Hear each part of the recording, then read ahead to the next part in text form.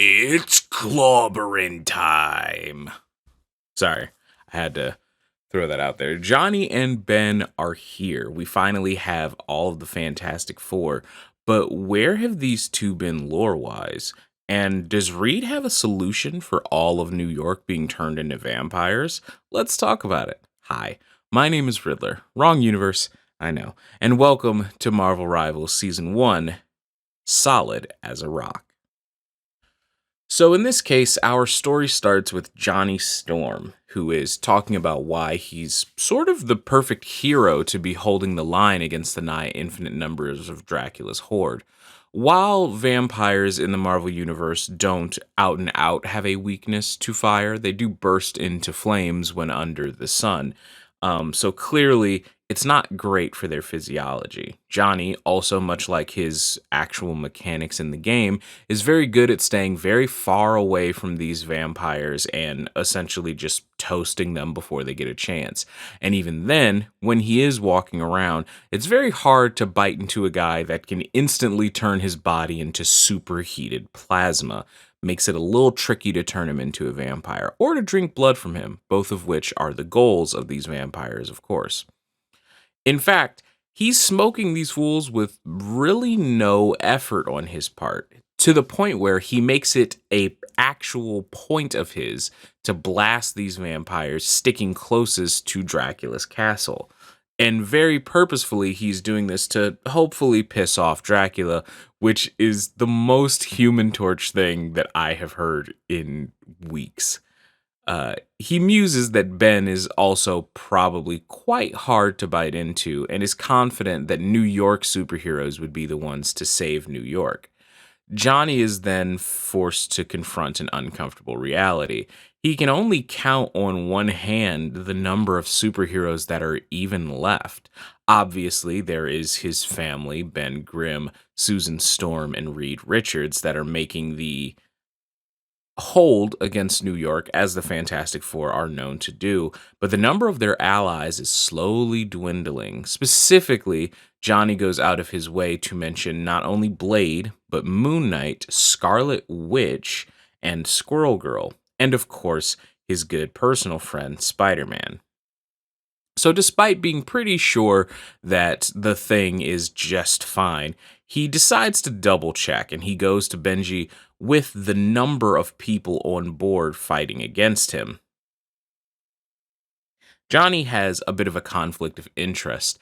These vampires are not just vampires, they're not completely mindless, blood sucking demons, but they are also the thralls of Dracula, the normal people of New York City that have been turned into these deeply hunger craving people.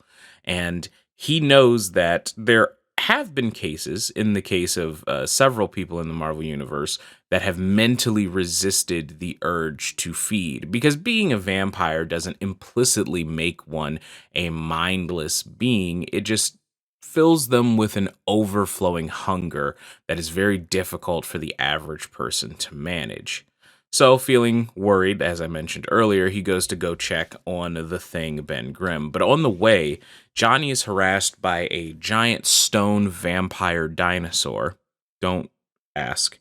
But is eventually saved by good old Ben Grimm, who had essentially the same idea that Johnny had and went to go check on his friend, which is adorable. And I love the Fantastic Four. Never break them up. I'm so glad that they're here and all together. It's great. The two go back and forth with the giant stone vampire dinosaur, but neither side is able to quite gain an upper hand until Spider Man zips in. This creature has been making quite the tunnel and hole through a part of New York to come up from the underground from where it was, which does lead me to the question of how did Dracula get his hands on this thing? I have no idea whatsoever.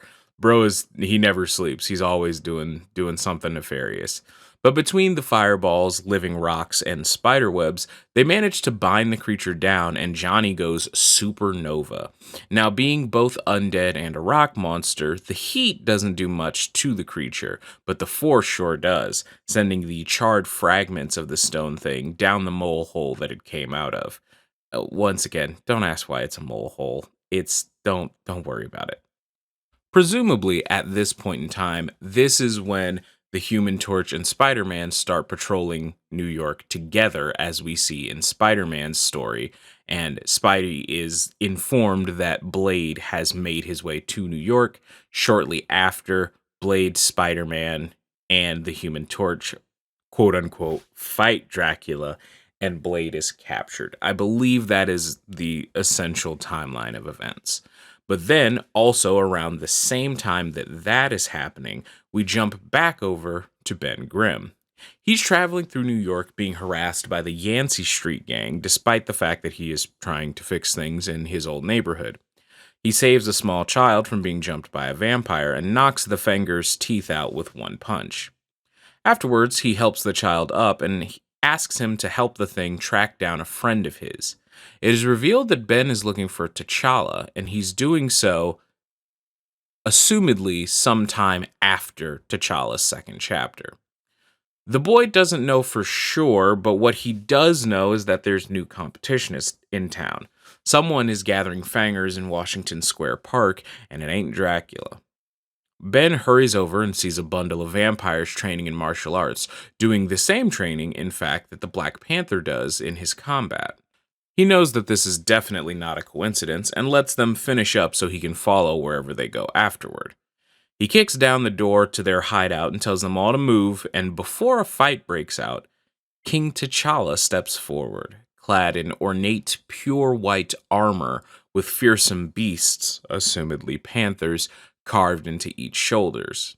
Ben immediately knows that T'Challa is turned off of vibes alone because the thing has the sauce like that, and T'Challa, however, seems pretty calm, and this is for good reason. As I mentioned earlier, vampirism does not implicitly drive one mad in the Marvel Universe. A man with enough mental training, like King T'Challa, is just fine after a bit. One thing he cannot control through pure willpower, however, is the fact that the heart-shaped herb seems to have been flushed from his blood and system. He does, however, have a heart-shaped herb on him, but he was hoping to give it to Reed to serve a greater purpose than to save one person. Ben assures him that while he could theoretically save more people with that herb, there's no replacing the Black Panther, and with heroes already being in short supply in the city of New York, he thinks it would be a good idea to get his mojo back, as it were. T'Challa relents and agrees and consumes the herb. The change to his blood is almost immediate, and it rouses his former army to turn on him. Ben very smartly deduces that if these vampires can tell something is different from the smell of his blood alone, perhaps T'Challa's blood would be enough to synthesize a cure. After all, it is coursing with the power of the heart-shaped herb he was planning to use in the first place. As they fight off Black Panther's former army, Reed Richards shows up. He followed after Ben's location when he didn't return from his patrol. Reed is wielding a mini version of the time stream reintegration device, which is the device that he, Tony Stark, and Shuri have been working on to hopefully undo Doom's big oopsie I broke reality. We actually find out that the time stream reintegration device is what rebuilds the buildings in the most recent two maps. That is why it has to be either Herbie or Dracula's castle to be rebuilt like that. There's a good video that exists that explains that Loki is likely rebuilding the buildings in Yggdrasil, and that makes sense because he is probably using Chronovium, much like the time stream reintegration device is doing. In fact, the rewinding device not only turns T'Challa back into a vampire, but it turns the Thralls back into their original forms. They are once more human. So it seems like this time stream integration device works, and it works pretty well. So have we found our Dracula solution? That is an interesting question. I don't really know. There's a claim to be made for sure that this device could be the solution to, at the very least, the people of New York and turn them from thralls back into regular people. But the real question that follows that up is it on a personal scale, because this device managed to reverse T'Challa back to what, a couple minutes ago before he re-ingested the heart-shaped herb. Can Reed just shoot him with the gun again and make him go back to before he was a vampire and he goes back? Like, how far back in the save states, like what's his oldest save? How far back can he go?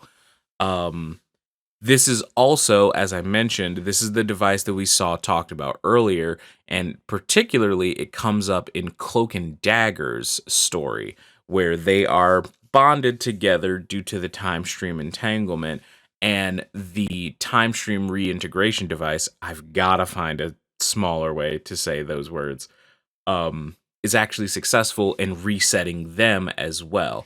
So it seems to interact with a localized and or personalized field of time and rewinds it, from best I can tell. So it takes someone's personal localization of time and resets it back to what it was at before its last major change, question mark.